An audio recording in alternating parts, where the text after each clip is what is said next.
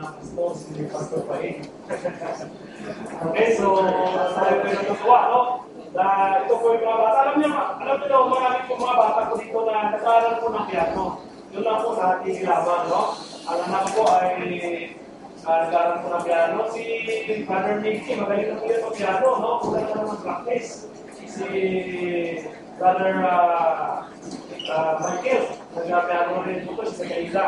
So, panalangin po natin na sana po ay magpupunan yung ating pong pianista, no? At saka yung mga teacher support na kinakamit po dito dahil hindi po tayo talaga magaling mga teacher, no? Sana magpadala po natin na magpadala po ang Panginoon na kapag wala po yung ating pong pastor, pwede po talaga i-board na tayo po dito sa akin. Alam niyo kasi, ako po ay hindi ko talaga aral na pagpapastor, no?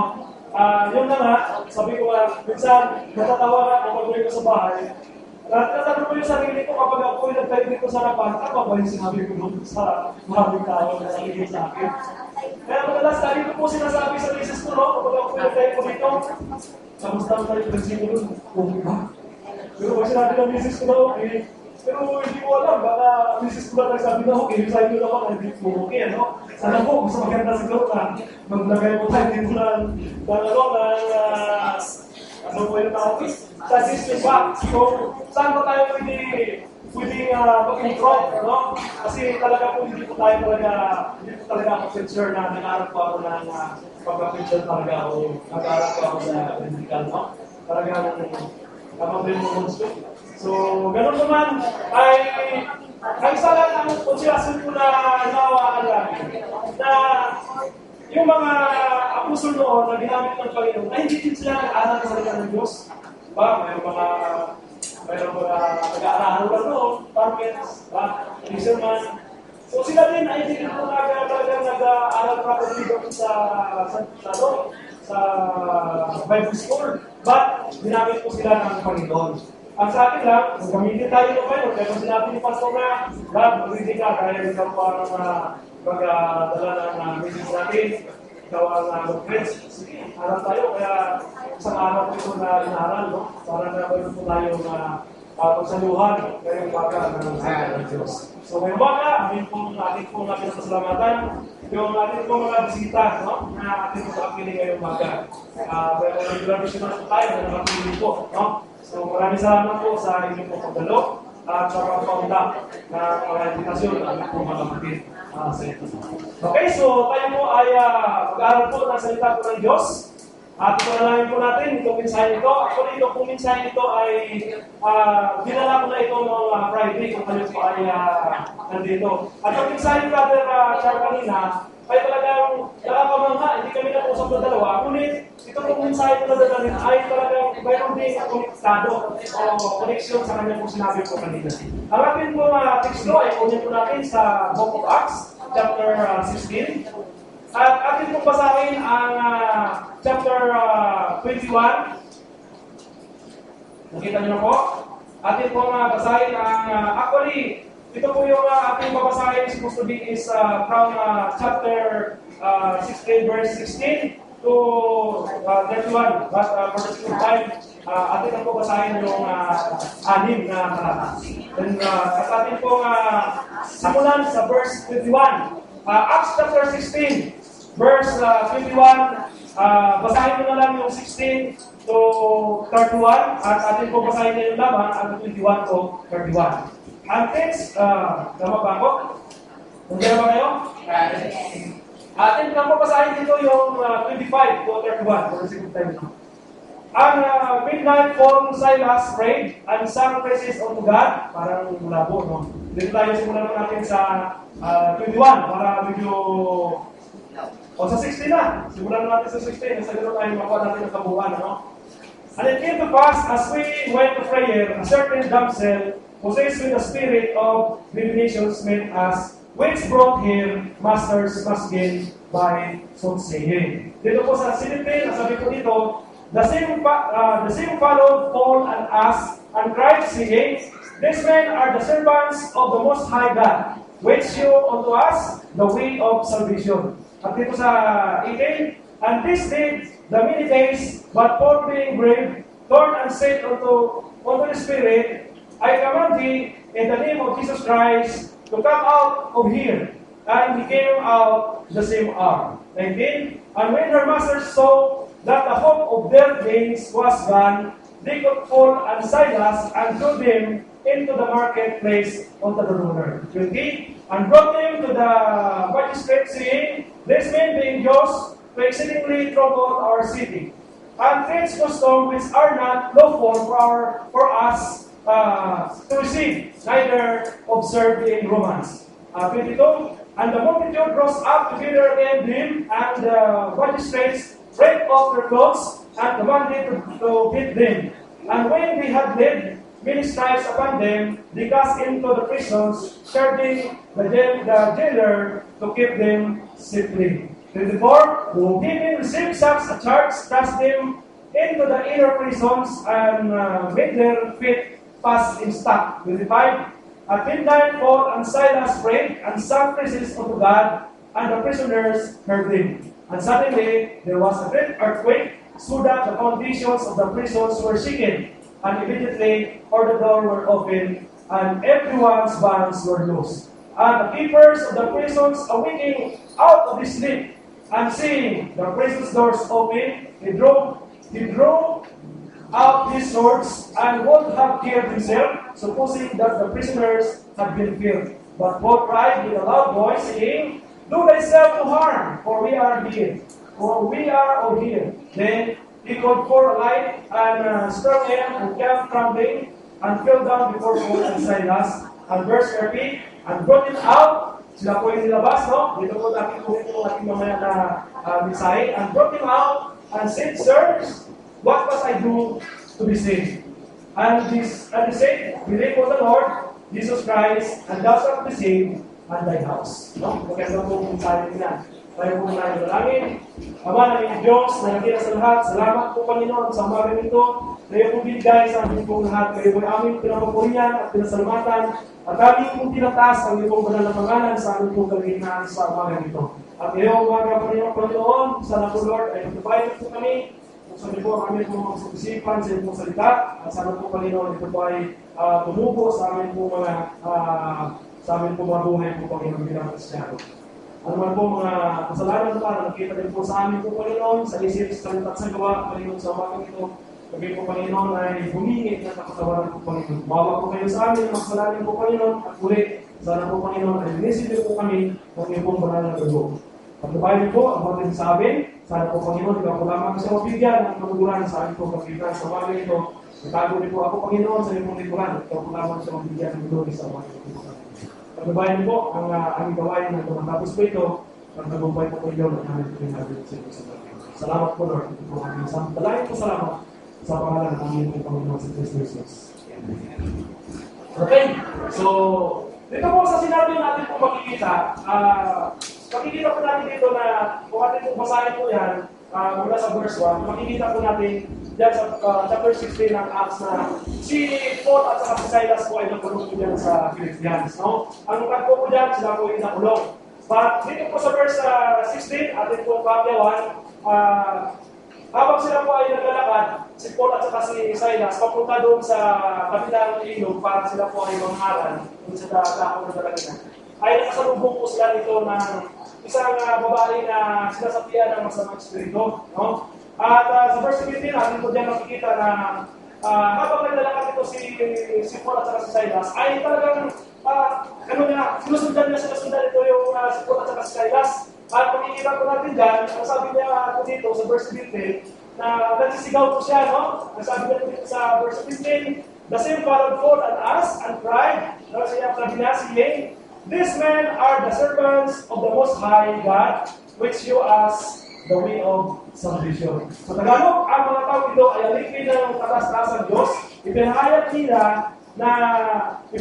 nila sa inyo kung paano kayo maniligtas. No? At dito po sa verse 18, natin po dyan makikita, napuno po ito dito si Paul. No? Napuno po siya sa babae nito na panayang sulod-sulod sa kanda at nagsisigaw na ang mga tao ito ay alipin ng katas-tasang Diyos.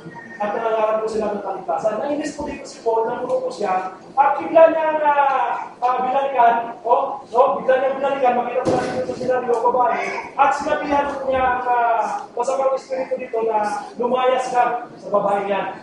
Makikita po natin yan. At atin po makikita po dito na lumabas yung bad spirit. At pagkabas ng bad spirit dito, ay atin po makikita dito mga kapatid na wala bigla yung kapangyarihan ng babae. So, dahil yung babae nito, kung atin po papasahin, siya po ay gumagawa ng mga divination, yung panghuhula. No? Dito po sa verse 19, nagalit po dito yung kanyang amo. Tama nga sinabi kanina ni Brother Char na yung mga manghuhula ay may mga amo po yun. No? So nagalit po yung amo niya dito, nagalit po dito. Alam mo bakit nagalit po siya? Sapagkat ito yung hanap buhay ng amo ng babatang sinabihan ng mga espiritu ay nagpapabayan, no? Ginabayaran po sila para maghula. So, atin po makikita po dito, siguro po ito yung kasamahan pa ito ni Madam Auring. Di Madam Auring at saka ni Sinayda Siba sa horoscope. Diba? Si Madam Auring at saka si Sinayda Siba ang nakikita po natin ngayon na nagbabasa ng inyong mga horoscope. Diba? So, biro lang po yan. Ano? At dito po sa verse 25, atin din po dito makikita nung ating kabila, nung na sila, nakita po natin dito, binugbog muna sila, diba? Binugbog sila, tapos sila bugbogin, tinulong pa sila. Matapos na tulong, dito po sa verse 25, makita po natin, habang sila nakakulong, ay nakikita po natin na sila po ay umawit, sila po ay nanalangin, no?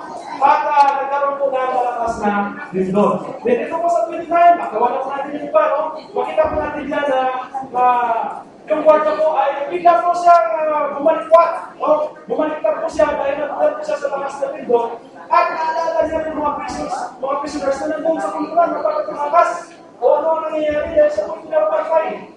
Then, nakita na po dito, nung nawala na po na nakalag na yung mga paan nila po, dahil nakasali po sila ng kanila, imagine mga kapatid, siguro po sa lindol na lakas, ito po malakas sa lindol na ito yung record na ito. Imagine, nung sinik yung earthquake na yung building, ay pati yung mga kalikala na nakatali po sa mga inauna. So makikita po natin na itong earthquake na ito ay matindi ang lakas. Okay? So dito po sa verse 25, nakita po na sa verse 29, nakita po natin dyan na nung nakita ng dealer na wala na po sila po doon sa pinapagilala nila, ay ginawa na yung kanyang kutsilyo at sana po ay sasaksakin niya ang kanyang sarili. No? Ngunit, nakita po natin dyan na sumigaw si Paul na huwag mong saktan yung sarili dahil nandito kami lahat. Simple na ito. Nung nakita niya, doon siya po ay, verse 30, dito po natin kukunin ang ating mensahe ng umaga, kanya pong dagiyang inilabas. No? Inilabas niya yung mga prisoners, inilabas niya doon sa kulungan, at nung inilabas niya, nagpatirapan ko siya doon sa harapan ni Paul at Silas sa nagsabi, mga Ginoo, ano po ang dapat kong gawin upang ako ay maligtas? At dito po sa verse 31, sumagot sila Paul at Silas, sumampalataya ka sa Panginoong Hesus at maliligtas ka, ikaw at ang iyong sambayan. No? So, dito po sa ating pong text ngayong umaga, nakabasa po tayo dito ng mababasa po natin dito yung Philippian leaders ay nagtanong sa kanila ni Paul at Silas na doon sa verse 30, ating kung makita, Sirs, what must I do to be saved? No? At nireply po sila ni Paul at Silas, sabi po ng reply nila, and they say, believe on the Lord Jesus Christ, and thou shalt be saved in thy house. Kung ating pong tingnan, mga kapatid, no? Kung ating pong tingnan, ating pong pagsilin, ang reply nila ni Paul ay napakasimple lang po. No? Ang sinabi lang po ni Paul at saka ni Silas ay kailangan lang po at sila ay maniwala o sumampalataya. No? Sumampalataya sa Panginoong Hesus. At kung ating pong titingnan mga kapatid, ito po yung sinabi po nila ay napakasimple. Simple na salita. Para tayo maligtas ay napakadali lamang ng ating gagawin. Ano ang ating gagawin? Mananampalataya lang po tayo kay Kristo. Napakadali sabihin ng ating pong mga bibig. No? Napakadali sabihin ng ating pong mga labi. Di ba po? Napakadali po. No? Ito ang napapansin po natin sa atin din noon at ngayon sa maraming tao na nakapaligid po sa atin. Pagkapat sinabi po natin, ikaw ay ligtas. O, nais mo pang maligtas, ang sabi po nila kadalasan doon, ako ay ligtas na. Bakit? Lalo-lalo na yung mga nanampalataya na, no? Dahil sila po daw ay nanampalataya na sa Panginoon. No? Diba? So, ito rin po ay sinabi din na mananampalataya. Mananampalataya ka lang kay Kristo at maliligtas ka. Ito po ang sinasabi ko dito.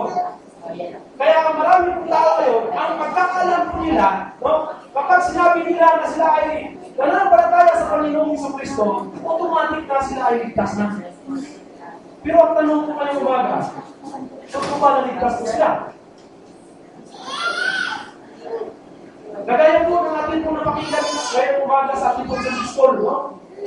Na napakaraming tao na nag-profess sa ating pong nababasa sa salita ng Diyos doon sa Romans chapter 17 kanina. Na sinabi ng ating pong preacher sa Sunday School na napakaraming tao po doon na nag-profess na sila po ay nakakilala sa Diyos. Sila po ay nagsasabi na tinanggap na nila sa Kristo bilang personal nila ng kapalitas. Bakit? Pagdating doon sa dulo mga kapatid nakakalungkot dahil sinasabi po ng ating pong Panginoon, depart from me.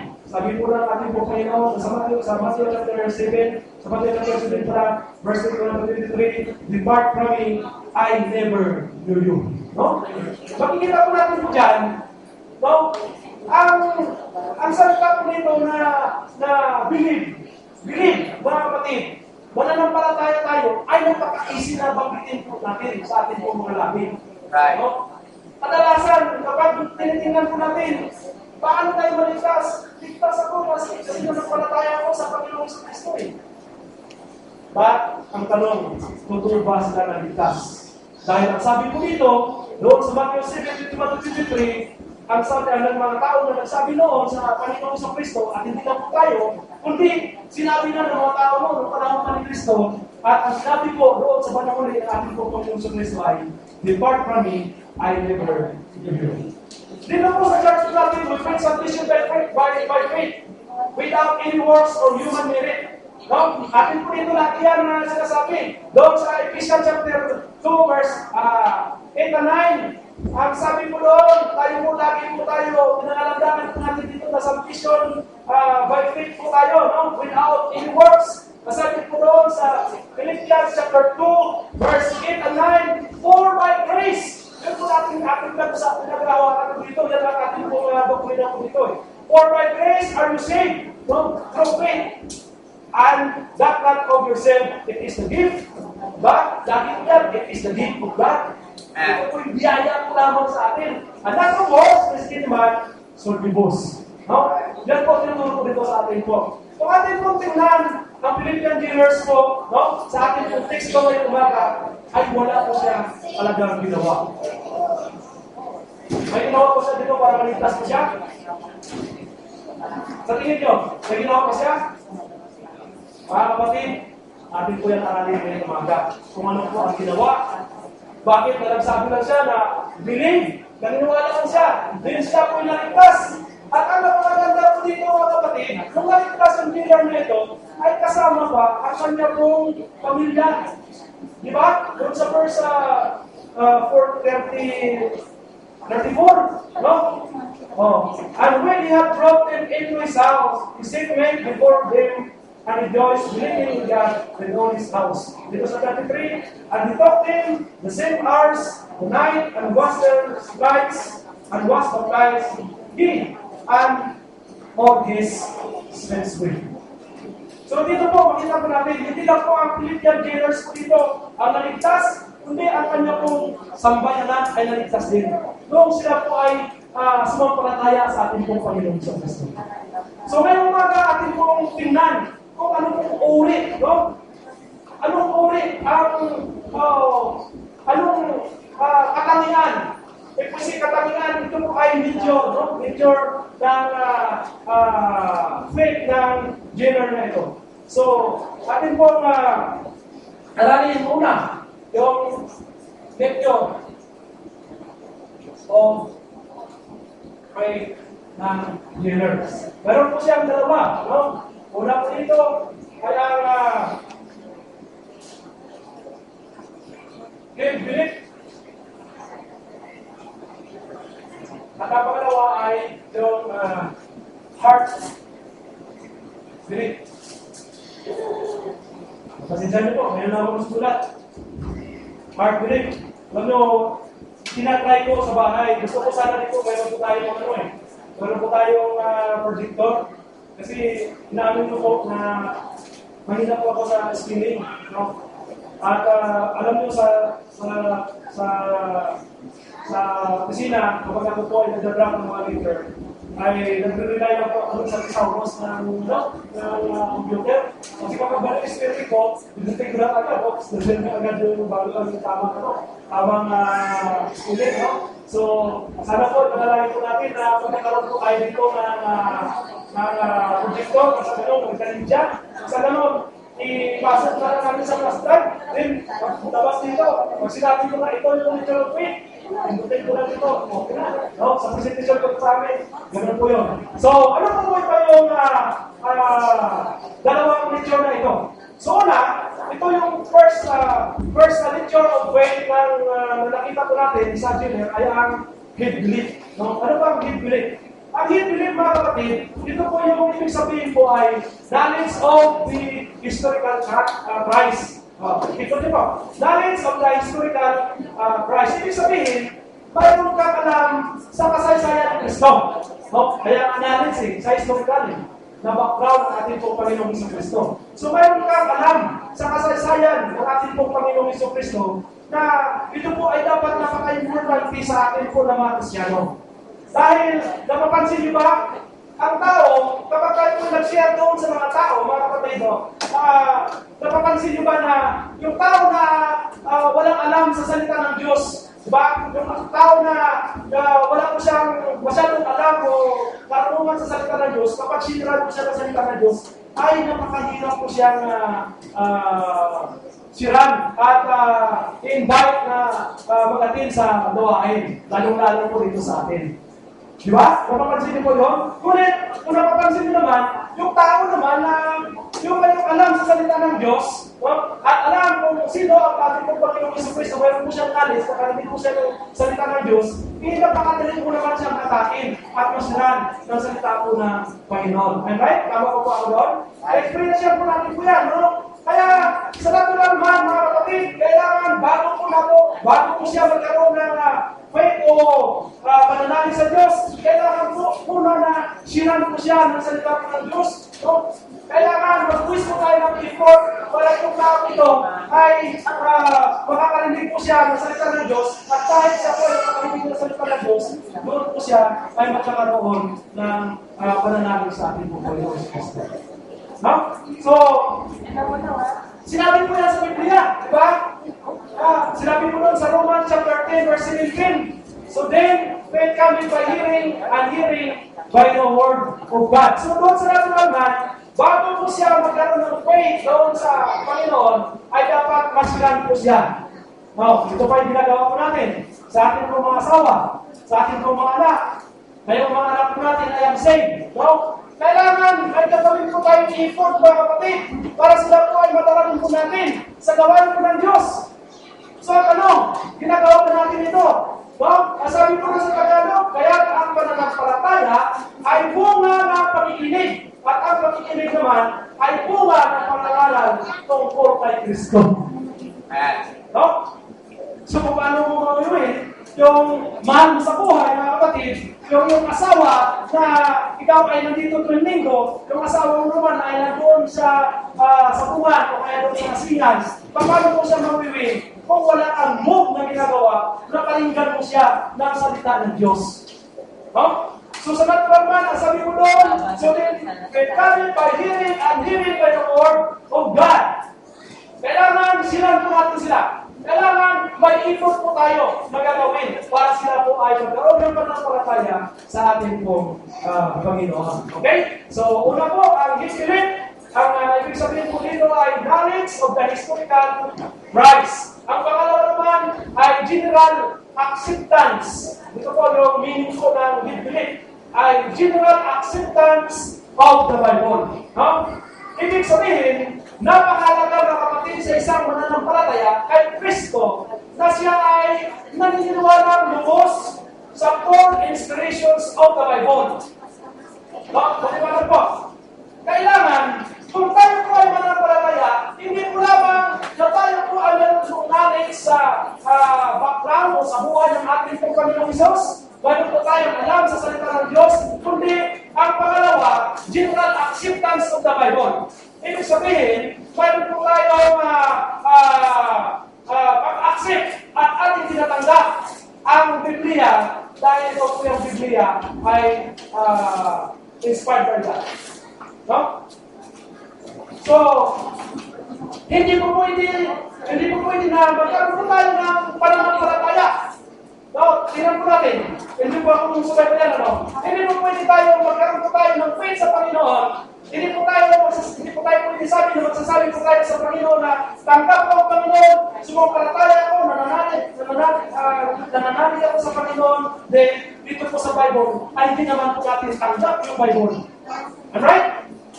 Okay? So, nakasulat po dito sa Biblia, no? Na dito po sa church po natin, we believe that the Bible is the Word of God and all inspired by God. Ayan ba yung believe natin dito? So, marami pa yung lang.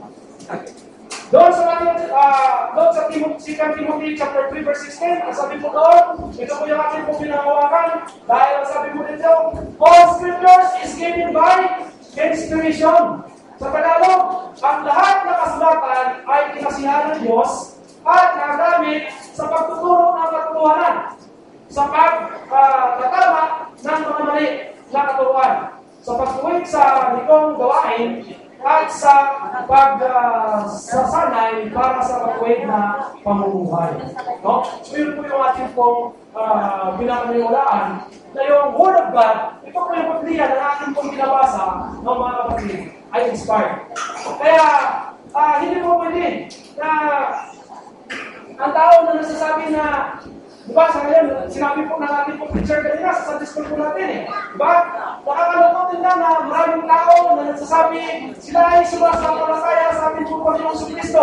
Nagsasabi na tanggap nila sa ating pong Panginoong Kristo bilang personal na nakapagligtas. Ngunit pagdating sa katuruan na nakasulat dito sa Biblia, ay hindi naman nila tinatanggap, mga kapatid. Isa po dito, ano ba po dito? Hindi nila tanggap na si Kristo ay Diyos. Diba? Pero naniniwala sila kay Kristo. Marami po yun, no? Naniniwala po yan. Maraming nanangaral sa mga malalaking screen ngayon ng mga TV. At ito yung pinapangalandakan, no? Pagniwala ka sa ating Panginoong Hesus Kristo, siya ang nagugas ng ating kasalanan. Ngunit pagdating dito, ang ididinay nila, si Kristo ay hindi Diyos, tao naman. Tama ba ako? Right. Then, meron din nangangaral na tanggap nila si Kristo, no? Then, masabi nila, dahil tanggap nila si Kristo, mga kapatid, si Kristo daw ay kulang pa. Kailangan, mayroon pa kinalagdag tayo. Yung ating inadagdag, nandan si Maria, nandan si Papa, no? Dahil yan ay dagdag na daan para sa ating kaligtasan. Pero ang ating po paniniwala ko dito na Jesus Christ is the only way. Amen. Right. Diba? Jesus Christ is the only way para sa ating kaligtasan, mga kapatid. Kaya nga, hindi po pwede na naniniwala tayo sa ating Panginoong Hesus Kristo, then, dinidinay natin ang salita. Wala nakasulat dito sa Biblia. Okay? Dito sa atin, pag sinabi ng Biblia na si Kristo ay Diyos, at siya yung only daan, the only way para sa ating kaligtasan, ano ang sagot natin? Ano ang sagot natin? Amen, mga kapatid. Amen. Diba? Hindi yung, ay hindi. Basta gumawa ka ng mabuti. So, saan sa Biblia po dito na sinasabi? Totoo, na sinasabi na gumawa tayo ng mabuti dahil yun po lamang ang bunga ng ating pananampalataya sa Biblia. Bros po yan. Ngunit, hindi po patayan na tayo po gumawa ng mabuti para tayo po ay maligtas mga kapatid. Ako sinabi po yan ang ating po preacher kanina sa ating po Sunday school. Okay? So, nakakalungkot tingnan, no? Na marami po pananawalan ngayon na you believe, no? You believe in Christ, but pagdating dito sa Biblia ay dinideny po nila. Kung dapat, kung tayo po ay nagsasabi na mayroon po tayong hip belief, una-una, mayroon po tayong knowledge tungkol sa ating po Panginoong Hesus Kristo, at pangalawa ay ina-accept po natin in general ang Biblia. Okay? So yun po. At ang pangalawa, na sinabi ko kanina, na nature ng ating pong faith ay ang heart belief. No? So heart belief, ang meaning po ng heart belief, faith from the heart that causes the person to act on his faith. Ito, faith from the heart that causes the person to act on his faith. Ano ibig sabihin? Dapat mayroon tayong faith in the heart at pangalawa, action on his faith. No? Sa ating faith, dapat nakikita na mayroon tayong action. Ito yung faith na nangyayari po. Gusto kong i-inject sa ating pong sarili, sa ating pong mga sarili ng umaga. Ito yung faith na, nature of faith na nakikita po natin sa Philippian jailer's dito po sa ating pong texto. No? Ito yung faith na nakikita po natin na nagkaroon siya ng kaligtasan dahil una-una ay nakarinig po siya ng salita po ng Diyos. Kung atin po babasahin mga kapatid, no? Kung atin po babasahin po dito, ay wala po tayo makikita na input po yung Philippian jailer's po dito para siya po yung maligtas eh. Right? Makita pa po tayo dyan. Gumawa po siya ng kaputi. At maging dito po sa pakikinig ng salita ng Diyos, hindi po tayo, para hindi po natin siya nakita na nakinig po siya eh. But still, dito po, ipalipalan po natin kung paano po siya nakakarinig ng salita po ng Diyos. No? Dito po sa ating po mensahe po ngayong umaga, ay dapat po, una, makakarinig po tayo ng salita ng Diyos bago po tayo magkakaroon ng faith sa Kanya. Okay? In Acts chapter 16, verse 17, ito po sa atin po teksto kanina. In Acts 16, verse 17 to 18, sa text natin ay nakikita po natin dito kung paano po ang Philippian jailer's na ito na nakarinig sa salita po ng Diyos. No? Although na hindi po siya talaga na makikita po natin dito, dahil sinasabi na talagang nakikita talaga natin dito. Dahil dito po sa Biblia, mamaya-maya, makikita po natin dito sa Facebook natin. No? At una-una, saan pa sila nakarinig? No? Narinig ng Philippian jailer's ito, bakit narinig na ito? Doon po na naman, bago pa siya nasira ni Paul at saka Silas doon sa pagkakalas ng verse natin kanina na binasa. Doon una-una sa sumisigaw na babae na sinapian ng Abad Spirit. Mari, sumigaw po ito yung babae na doon sa verse 19, no? Sinasabi ko dito na sinasabi ko doon na yung mga tao nito, doon sa verse 16, 17, na nakikita po natin na ito po ay si Paul at si Silas, these are the servant of the Most High God. So, narinig na ito. Alam mo kung bakit narinig na ito? Ako naniniwala na narinig na ito dahil ilang beses, ilang araw na ito sinusundan si Paul at lagi po siya sumisigaw. Doon sa verse 18. At nandun sa verse 19, nung pinalayas nito sa masamang espiritu sa katawan ng babae, maaari po narinig din po ito ng jailer. Dahil itong babae ito na nagpapalayas ng mga nag-mula sa lugar nila, baka nag-bilbil doon po itong babae ito. At kung nawalan po siya ng lakas, ng power, dahil lumabas ang bad spirit, no? Tumutulong sa kanya sa pangmula, mga kapatid, maaaring narinig ito ng jailer nito. No? Then, doon sa verse 22, nung si Paul at sa Silas ay pinugbog, mga kapatid, ng mga kababayan na nagpakulo sa kanya, ng mga kapatid, maaaring nakita po ito ng jailer na ito.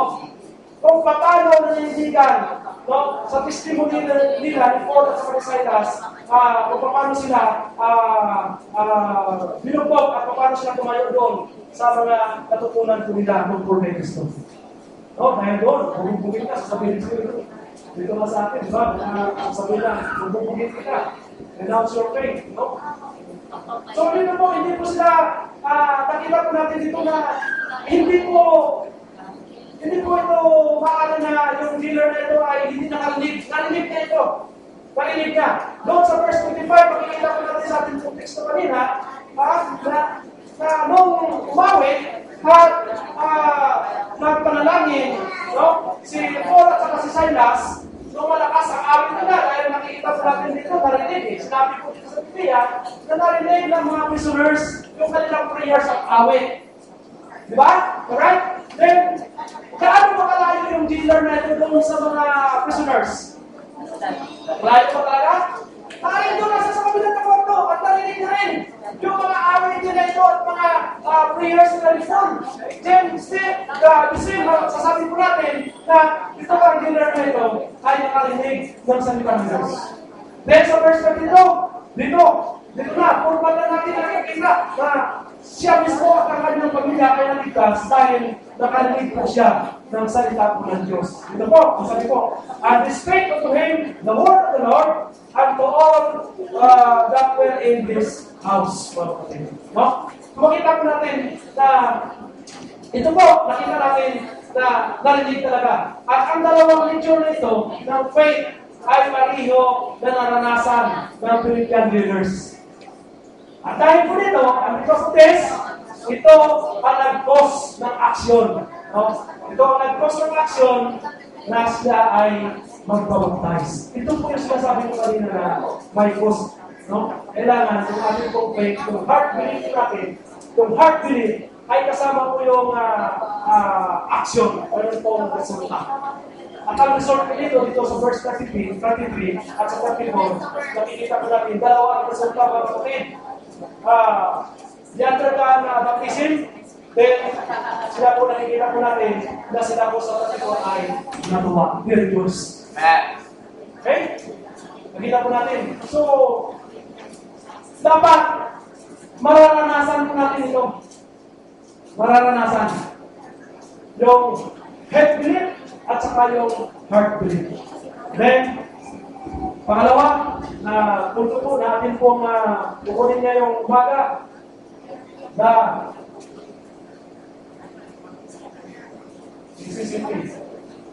so,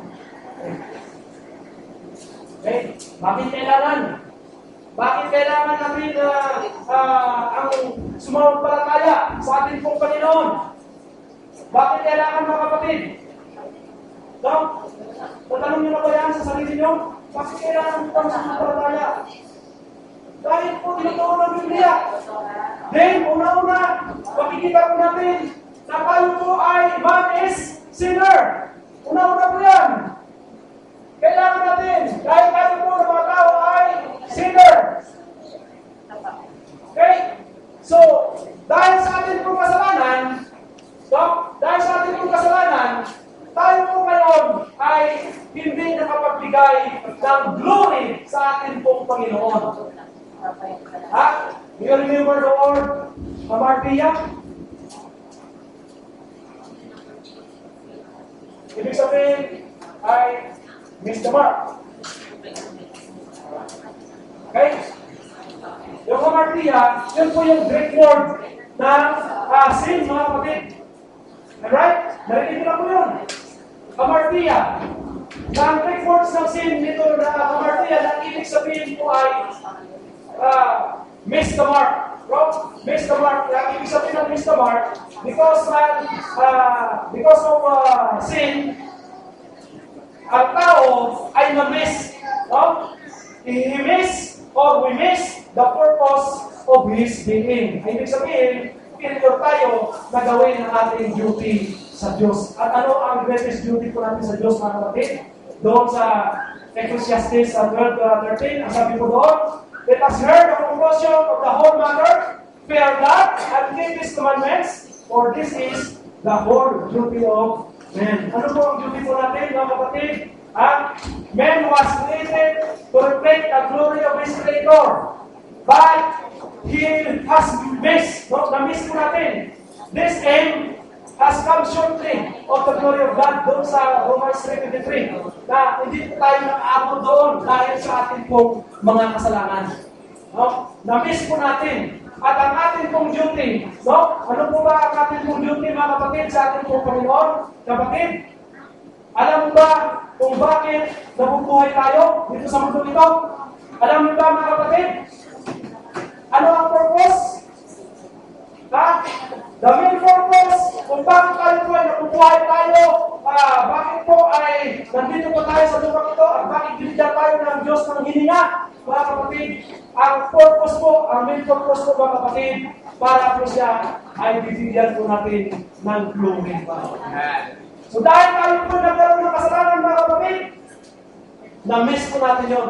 Hindi po tayo tumama sa tamang target, mga kapatid. Ha? Baga sa sundalo, ako po ay buluman, no? Buluman. Do you know the word buluman? Kung ito yung target, dito ako lagi. Hindi ako tumama dyan. No? Pero sa pag-practice ko rin, ay nahit ko rin yung target.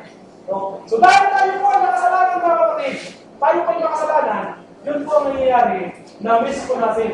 No? Na-miss po natin yung mark. Dahil na-miss po natin yung mark, ang ating pong responsibilidad, ang greatest responsibilidad natin sa Diyos, ay mabigyan po siya ng glory, ay hindi po natin nagawa. Okay? So, kaya sa Kristiyano, mga kapatid, dapat, ito yung isuklit mo natin. No?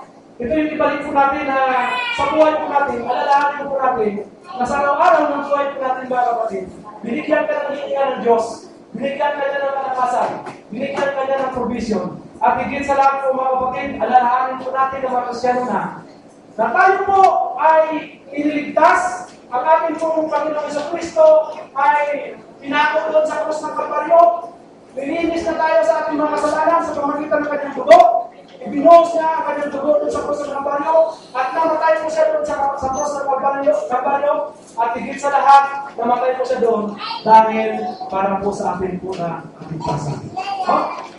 Okay? So, ano ba? Bakit kailangan natin ang faith? No? Ang necessity ng faith. Nabanggit ko na po kanina.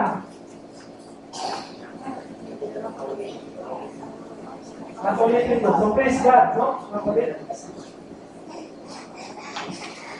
So, praise God. Ang sabi ko noon sa Hebrews chapter 11 verse 6, but without faith, ang sabi, it is impossible to please God. So to please Him means to give glory. Nabanggit ko po. To please God first, you must have faith to Jesus Christ. Para magawa po natin ito, no? Dapat po, para mag-glorify po natin ang Panginoon, nangangailangan po na dapat po ay mayroon po tayong faith sa Kanya. Dahil kung walang faith, ang sabi po doon po sa Hebrews 11 verse 6, but with God, without faith, it is impossible to please God. At ang pangatlo ay para sa ating salvation. Okay? Bakit kailangan po natin? No? Bakit kailangan po natin na manampalataya po tayo? Sapagkat kailangan po natin na maligtas. At ito po din po ang sinabi ng ni Paul at ni Silas doon sa Philippian believers, doon sa verse 31 ang ating pong teksto. Sabi ko doon, and this said, believe on the Lord Jesus Christ, and thou shalt be saved. And believe and be saved. No? So, yun po ang kung bakit na kailangan po natin na maniwala po tayo sa bakit kailangan po natin yung faith ng mga kapatid. Kaya nga, kung tayo po naligtas at nandito na po tayo nag-lingkod, mga kapatid, ano ba ang aking inaawit, mga kapatid? Ano ba laging inaawit po natin? Lagi po tayo nag-aawit. Ano sabi ko nag-aawit po natin? Glory to His name. Diba? Down at the cross where my Savior died, downward cleansing from sin I cried, there to my heart was the blood of life. Glory to His name. Amen. Glory to His name. Glory to His name. There's to my heart was the blood of night. Glory to His name. Diba? Kaya nga, dati ano bang inaawit mo sa Panginoon? Marami po tayo inaawit sa Panginoon, pero hindi po nag-glory yung ating buhay. Okay? Pangatlo, natin pong makikita, mga kapatid, no? What happened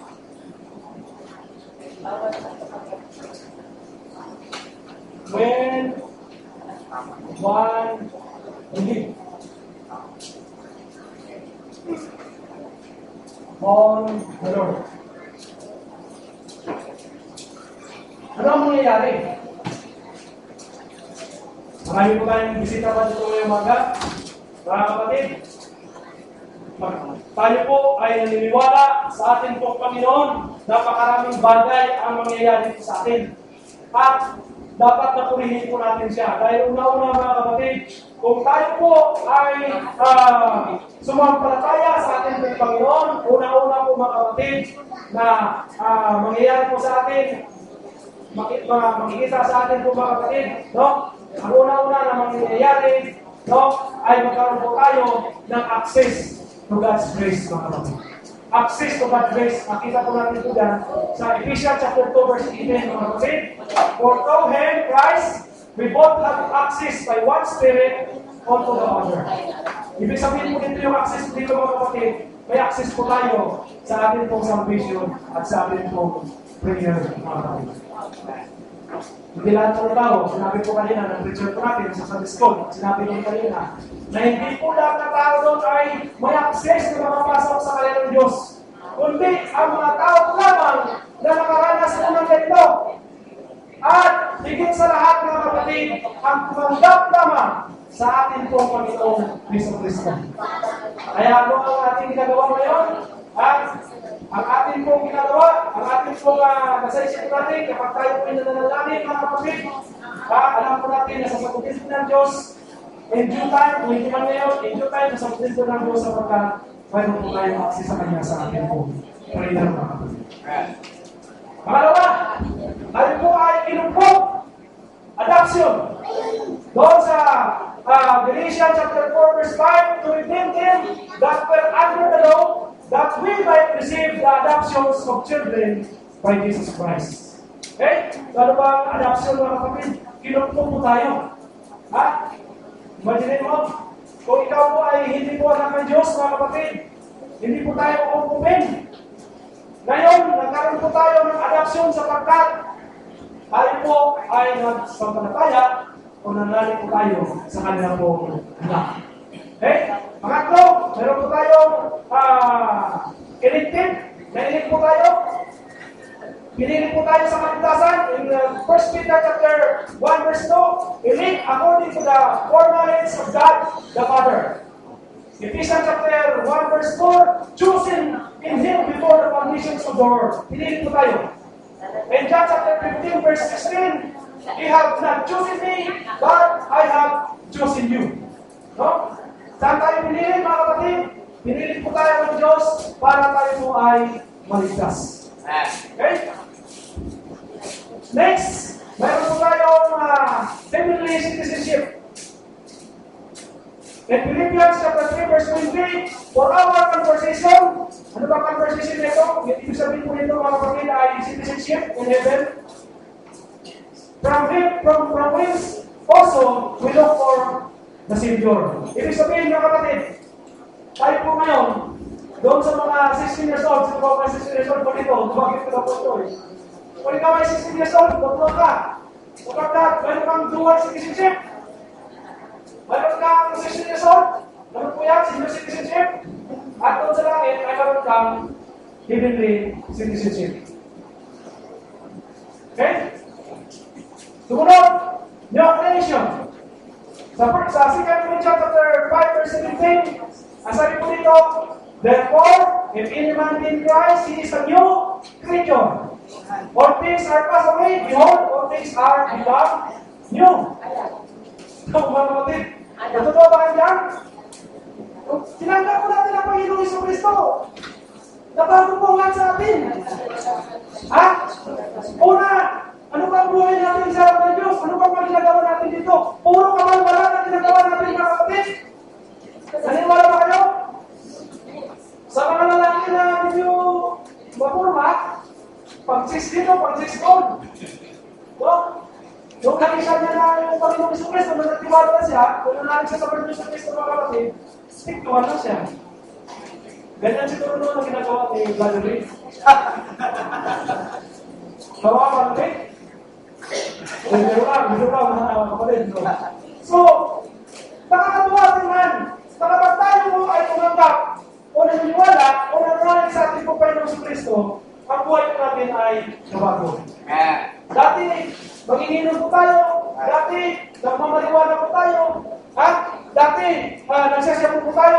Ngunit, kung tinanggap po natin ang Panginoong Jesucristo, kung tayo po ay nananalig sa Kanya, bigla po yan lahat na bago. Bigla po yan lahat na bago. New creature ka na. Hindi ka na dating masigero. Sumunod, servants of God. Nagiging servants ka ng Panginoon. No? In Romans chapter 6, verse 22, but now we may pray from sin and become servants of God. No? Romans chapter 1, verse 1, Paul, a servant of Jesus Christ. So mga kapatid, kung servant ka ng Panginoon, dapat mong alalahanin na mayroon kang paglilingkuran. Lalahanin mo yun. Kung ano ang priority ng ating pong amo, dapat yun po yung ating pong gagawin. Pag sinabi ng ating amo, first priority po natin, ang oras po natin ay para sa Kanya. Dapat sinisit po natin na every 1 week ay mayroon talaga isang araw para sa Kanya. Sinasabi na ng ating amo na dapat para tayo lumakas ay mag-aral po tayo ng Kanyang salita. Yan ba yung mga bagay niya na ginagawa po natin? Mga kapatid, kung hindi po yan ginagawa, mga kapatid, baka doon ka magpo-fall. Ang sinasabi ko kanina ng ating preacher doon sa Sunday School, na you are false provision. At sumunod, reconciliations with God. Pinagkasundo po tayo. Bakit? Kung tayo po nagkasala, tayo po ay makaway ng Diyos. Doon sa Romans chapter 5 verse 10, we were reconciled to God by the death of His Son, but for being reconciled, we shall be saved by His life. Ano tayo natin? Dati kaway po tayo ng Diyos. Ngunit salamat. Kung tinanggap po natin, kung tayo po sumampalataya sa ating po Panginoon, mga kapatid, ay nagkaroon po tayo ng reconciliation sa ating pong Ama na sa langit. Okay? Sumunod, meron po tayo na seal by Christ. Doon sa ating text kanina, kung tayo po ay sumampalataya sa ating Panginoon Jesus Cristo, in Acts 16:31, believe on the Lord Jesus Christ, and thou shalt be saved and thy house. Meron po tayong kaligtasan sa ating Panginoon Jesus Cristo. Meron po tayong eternal life. We possess eternal life. In John chapter 10, verse 28, and I give unto them eternal life and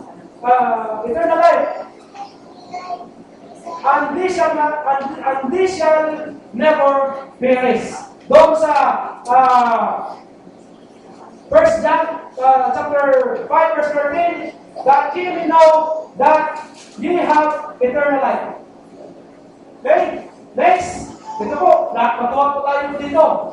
At pwede po tayo magsabi po dito ng amen, ng malakas, dahil magsabi po dito, doon sa Luke chapter 10, verse 20, rejoice because your name are written in heaven. Right. Oh? Napakaganda mga kapatid. Tayo po ay nabisasyon kapag tayo po natanggap sa ating pong Panginoon na ang ating pong pangalan ay sinulat na doon sa langit, mga kapatid. Ang sabi po dito, name recorded in heaven, and Luke chapter 10, verse 20, rejoice because your names are written in heaven. And Philippians chapter 4, verse 3, fellow laborers, whose names are in the book of life, mga kapatid. No? Revelation chapter 13:8, makikita din po natin yan. At you have mansion in heaven. Kapag sumampalataya po tayo sa Panginoon, mga kapatid, you have mansion in heaven. No? Mayroon po tayong mansion sa heaven. Natutuwa ba tayo? Karang hindi tayo tutuwa eh. Dapat po tayo matuwa dahil kung hindi po tayo nakatira po dyan sa Las Marinas Village o kaya sa Purvis Park, mga kapatid, doon po sa uwian po natin ay may mansion. Rest assured po tayo na may mansion po tayo doon. Amen? May mansion po tayo doon. No? So, next, ang ating po mga kasalanan ay na-forgiven na. Doon sa Luke chapter 7, verse 47-48, and he said to her, thy sins are forgiven. No? Nakakasaya sa ating pong mga puso. No? Dati, kasalanan, nandiyan sa atin, kung tayo po ay nanalig at sumampalataya sa ating pong Panginoon, tayo po ay pinawalang sala sa ating pong mga kasalanan.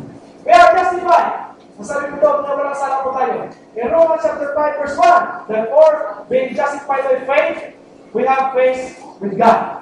Romans 4, chapter 4, verse 5, believe on Him that justified the ungodly. Redeem. Ang sumunod, redeem. Revelation chapter 5, verse 9, and has redeemed us God by blood. 1 Peter chapter 1, verse 18-19, not redeemed with corruptible things as a silver and gold.